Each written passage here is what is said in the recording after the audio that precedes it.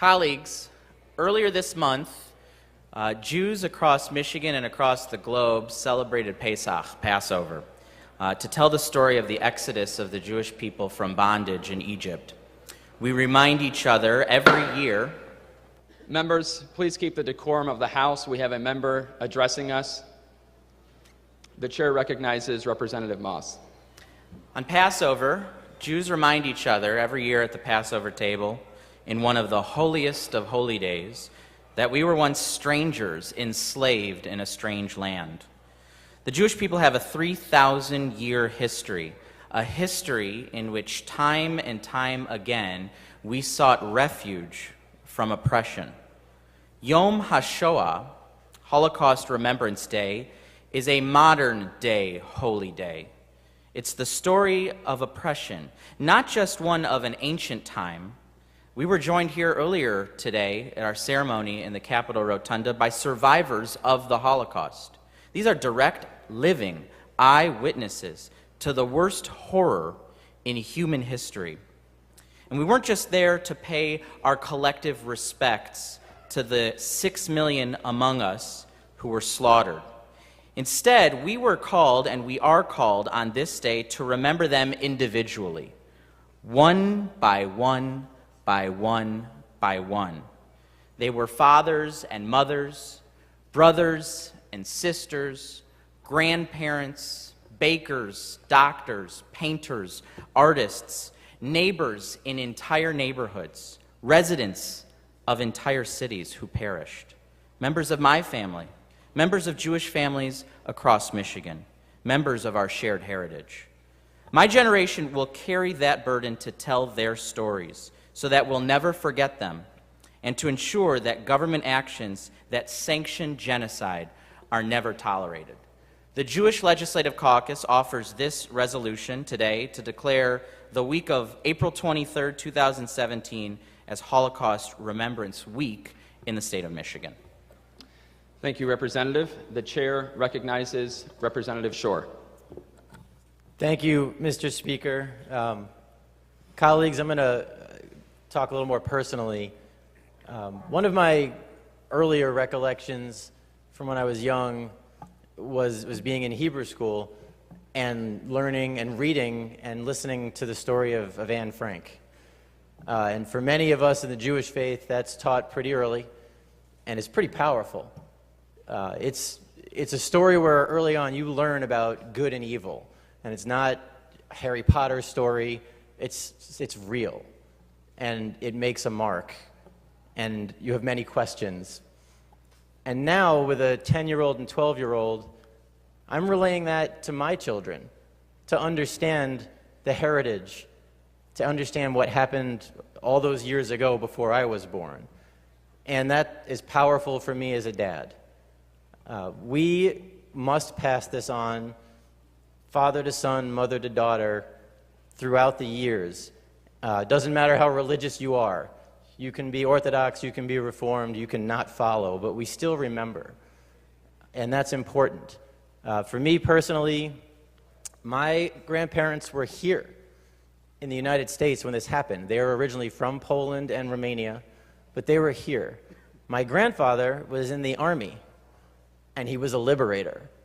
He marched into Germany, and he saw the results of the Holocaust. He saw atrocities, people who were starved and dying. And I learned about that later in his life, and he never told us that when we were young, because it was such a scar to him to witness that. And I have his army medals in my office hanging on a plaque. It's something that we all celebrate as we will never forget, that we will always remember. And it's something that we would never, ever want to see again to anybody, regardless of religion, ethnicity, or any distinguishing factor. But it's my honor to be here today to talk about this with this august body and to ensure that year after year we will always remember here in the things that we do that this should never happen again. Thank you, Mr. Speaker. Thank you, Representative. The chair recognizes Representative Wittenberg.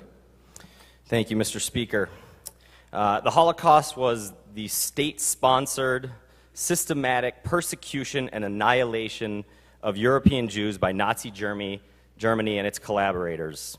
6 million Jews and their potential descendants exterminated for the simple reason that they were different. Remembrance obligates us not only to memorialize those who were killed, but also to reflect on what could have been done to save them.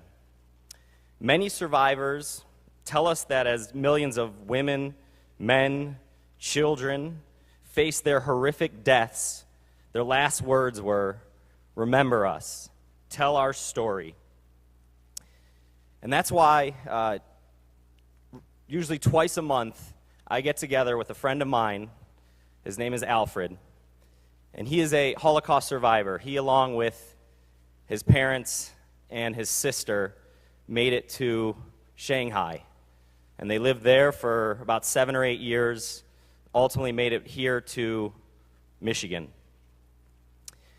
Alfred tells me stories of some of the most terrible things that I know my colleagues already mentioned, but things like Jewish women who were walking on the street, pregnant, and when they found out that they were Jewish women and they were pregnant, that they were kicked in their stomach until they lost their babies, that they witnessed this. People marched into death camps. So for me, learning about this firsthand so that we can tell this story, it is my honor to sit with Alfred as often as we can to hear his story, and not just about what happened in Germany, but what he's done since. He went on to serve in the military and serve our country here, and he's a proud, proud American. We are challenged now to think about what might motivate us to respond to warning signs of genocide today. The Holocaust demonstrates one of the greatest lessons about individual responsibility, that each of us has the choice to act or not to act, and that there are consequences to our decisions. We must unite our voices and become a chorus against injustice. The Holocaust reminds us of the delicacy of democracy and the need for citizens to be both well-informed and vigilant about the preservation of democratic ideals. Our choices in response to hatred truly do matter, and together we can help fulfill the promise of never again. And that's why we are offering this resolution, House Resolution 70, and we encourage all of you to co-sponsor this with us. Thank you, Mr. Speaker. Thank you, Representative. The question before the House is on adoption of House Resolution 70. All those in favor of the resolution will say aye. Those opposed will say nay. The resolution is adopted.